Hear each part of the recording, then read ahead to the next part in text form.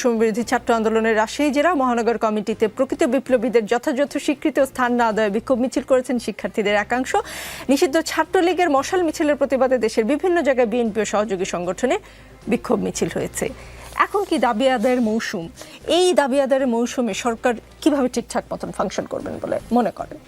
না, দাবি আদায়ের মৌসুম কিনা, দাবি দেওয়া অনেক দেখছি আমরা। দাবির নগরী পরিণত হয়েছিল এক সময় ঢাকা, এবং চলছেই, এটা চলছেই। প্রত্যেকটা দাবি যারা করছেন তাদের সাথে কিন্তু আলোচনাটা করতে হবে, আলোচনা করে একটা রিজলভ করতে হবে। এবং এই কাজটা রাজনীতিবিদরা খুব ভালো পারেন, এবং তারা এটা কিন্তু প্রমাণ করেছেন।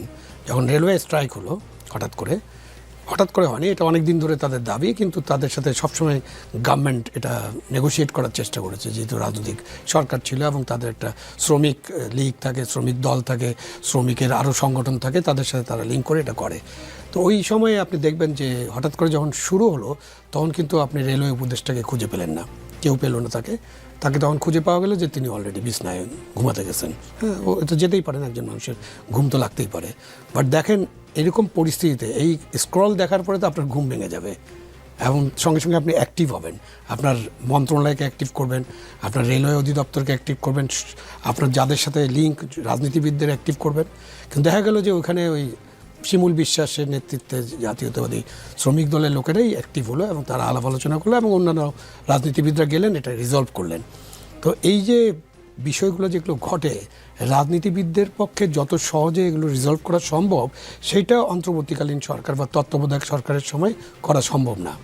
আবার দেখবেন যে তত্ত্বাবধায়ক সরকারের সময় কিন্তু এরকম দাবি দেওয়া নিয়ে অনেক বেশি আন্দোলন হয়নি, কারণ মানুষ জানে এই সরকারটা তো 90 দিনের সরকার বা 120 দিনের সরকার, তো তাদের কাছে দাবি করে কি করব।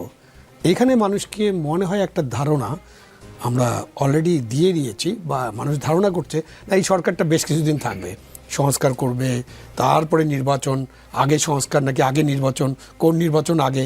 এই যে আলাপ আলোচনার ফলে মানুষের একটা ধারণা সৃষ্টি হতে পারে যে এই সরকার একটা দীর্ঘমেয়াদী সরকার, সরকারের ভাববে বা সরকারের আলাপ আলোচনা অ্যাক্টিভ থাকা, রেসপন্স করা। এখন এক এক জায়গায় দাবি করবে, এই যে কলেজ, যেটা 7 কলেজ, এটা নতুন না, এটা অনেক পুরানা, এটা অনেক দিন ধরেই চলছে, এবং আমরা এটার একটা সম্মানজনক নিষ্পত্তি আগেও করতে পারিনি। ওইটা একটা বড় ইস্যু নিয়ে আলোচনা করতে হবে। শিক্ষা সংস্কার একটা বড় ইস্যু, বাট এই সরকার তো এখন পর্যন্ত শিক্ষার জন্য কোনো সংস্কার কমিটি গঠন করেনি। তো ওই কমিটিটা গঠন করা হলে, বা শিক্ষা একটা কমিশন যদি গঠন করা হয়, তাহলে কিন্তু শিক্ষা বিষয়ক যত দাবি দেওয়া, সব দাবি দেওয়া নিয়ে তারা কাজটা করতে পারতেন। ফেসিবাদের দোসর আছে নাকি খুনের আসামি আছে, লেট দি আইন শৃঙ্খলা বাহিনীকে হ্যান্ডেল করতে দেন। একটা নেভাল নেভির একটা জায়গায়, সেখানে যে গত রাতে যা ঘটেছে, এটা কি আমাদের দেশের সম্মানটাকে কি খুবই উপরে নিয়ে গেল? যে একটা বিবাহ অনুষ্ঠানে আমরা যা যা করলাম, এবং আমরা সমন্বয়করা, এবং আপনি বলছিলেন যে ওই যে ঘৃণা সৃষ্টি করে দেওয়া হয়, এই যে ঘৃণা ছড়িয়ে দেওয়া এবং ঘৃণা সৃষ্টি করা, এটা করে আমরা কী লাভ করছি? আমরা তো ঠিক করছি না। তো আপনি পুলিশকে খবর দিয়েছেন, পুলিশকে হ্যান্ডেল করতে দেন। ওখানে যদি কোনো খুনের আসামি থাকে, ওখানে যদি কারোর বিরুদ্ধে কমপ্লেন থাকে, পুলিশ যাবে, পুলিশ নিজেই তাকে হ্যান্ডেল করবে। সেটা আপনার ভিতরে ঢুকে হ্যান্ডেল করার দরকার নেই। ওই যে আবার সেই মবক্রেসিতে আমরা ফিরে যাচ্ছি। আপনার এই যে যতগুলো আপনি বললেন, তার মধ্যে কিছুটা হলো মবক্রেসির একটা ধারণা হয়ে গেছে, এবং কেউ ভাবতে শুরু করে কঠোর ব্যবস্থা নেওয়া দরকার ছিল, তখন তারা সেটা নিতে পারেননি। তাদের সীমাবদ্ধতা ছিল, বিকজ আমাদের পুলিশ ফোর্স একদম শ্যাটার্ড ছিল। কিন্তু তারা রাজনৈতিক ব্যক্তিবর্গ বা রাজনৈতিক দলগুলোর সাথে আলাপ আলোচনা করে এই কাজগুলো এগিয়ে নিতে পারতেন। শিক্ষা প্রতিষ্ঠান তো টোটালি মবের হাতে চলে গিয়েছিল। আপনি এক একজন প্রধান শিক্ষক, প্রিন্সিপাল, তাদের সাথে শিক্ষকদের সাথে কী আচরণ করা হয়েছে, এগুলো তো আমরা দেখেছি। এখন এটা হচ্ছে না। বাট এই যে তখন থেকে কিন্তু মবটা, তারা মনে করলেন যে মব করলেই আমাদের দাবি দেওয়া আদায় হবে, এবং সবাই এখন বিশ্বাস করেন যে রাজপথে থাকলেই আমাদের দাবি দেওয়া আদায় হবে। কারণ আপনি তো উচ্চ আদালতে ঢুকে গেলেন, সেদিনে সব বিচারক আপনি পদত্যাগ করতে বাধ্য হলো। আপনি তারপরে বিচারক নিয়োগের যে নিয়মকানুনের কথা আমরা এতদিন ধরে আলোচনা করেছি, যে বিচারক নিয়োগের একটা বিধি থাকতে হবে, একটা নীতিমালা থাকতে হবে, আমরা সেটা করলাম না। তারপরে তো আমরা বিচারক নিয়োগ করে ফেললাম। তো তার মানে কি? তার মানে আমি ওখানে গেলাম, আমি দাবি করলাম, আমি বিজয়ী হয়ে ফিরে আসলাম। শুধুমাত্র আমাদের রাষ্ট্রপতি শাহাবুদ্দিনকে যখন পদত্যাগ করানোর বিষয়ে দাবিটা করা হলো, সেখানে এই মবটা সাকসেস হয়নি। শুধুমাত্র বিপ্লবের ইশতেহার পাঠ করা বা রচনা করার বা ঘোষণা করার যখন ডেটটা দেওয়া হলো, সেখানে এই মবটা সাকসেসফুল হয়নি। তো আমরা তো দেখছি যে কিছু জায়গায় তারা সাকসেসফুল হিসেবে ফিরছি একটু পরেই। দেখছেন রাজনীতি, আমাদের সঙ্গে গোলাম মাওলা রনি আছেন। গোলাম মাওলা, গুণে ঐক্যবদ্ধ অভ্যুত্থানের শক্তি দ্বিগুণ হবে, অথচ ইতিমধ্যে বিভিন্ন পেশাজীবীরা দাবি দাওয়া তুলে ধরতে গিয়ে পুলিশি লাঠিপেটার শিকার হচ্ছেন। ঢাকার কেন্দ্রস্থলে পাহাড়িদের রক্তাক্ত হতে দেখা গেল।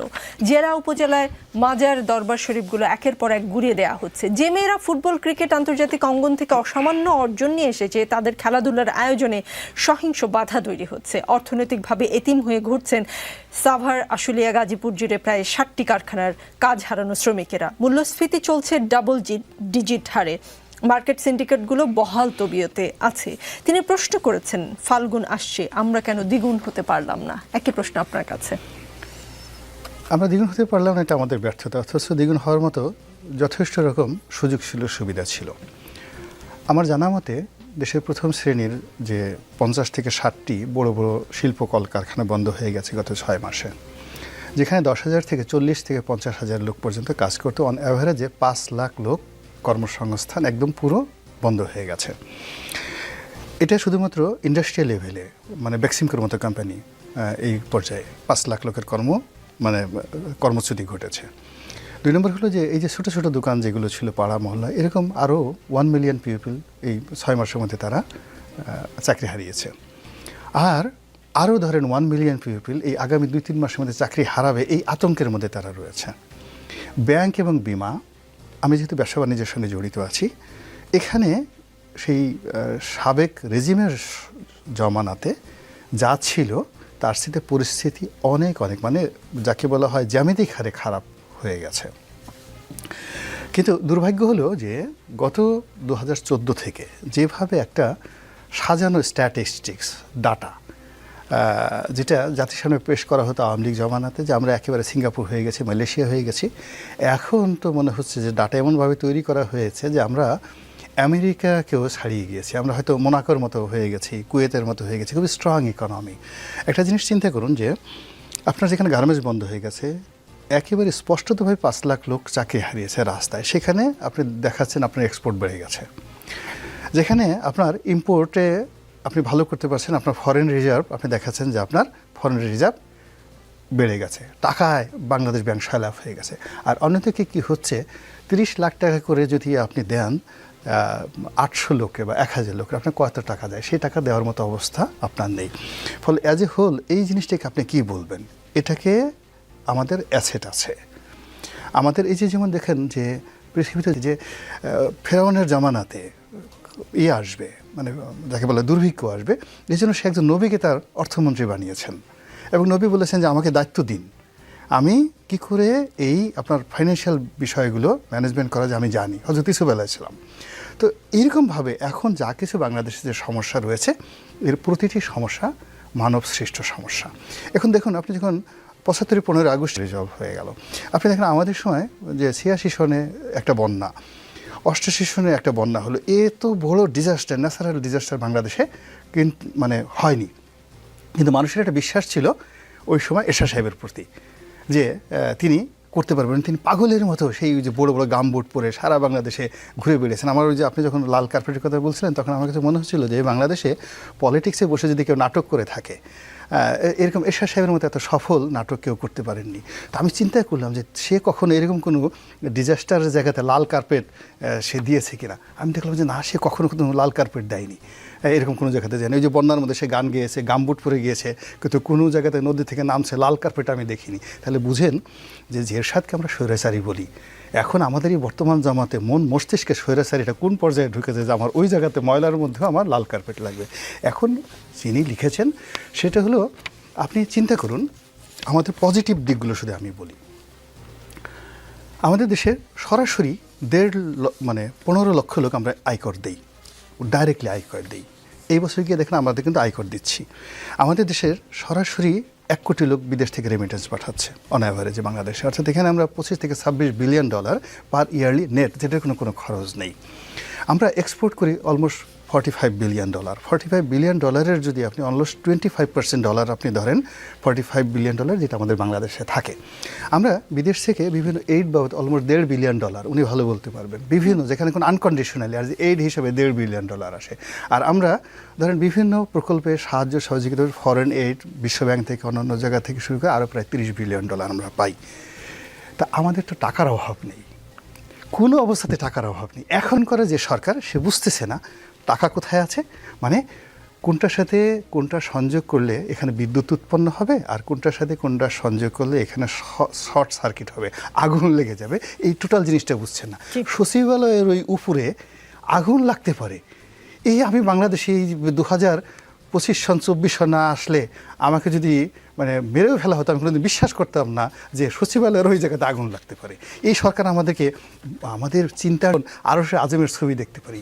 এখন রাস্তাঘাটে আপনি তরতাজা অলি আল্লাহ খুঁজে পাবেন, আপনি রাস্তাঘাটে আপনি জিন্দা অলি খুঁজে পাবেন, যারা ফু দিলে সঙ্গে সঙ্গে মানুষের মাথা ঘাড় থেকে পড়ে যাবে।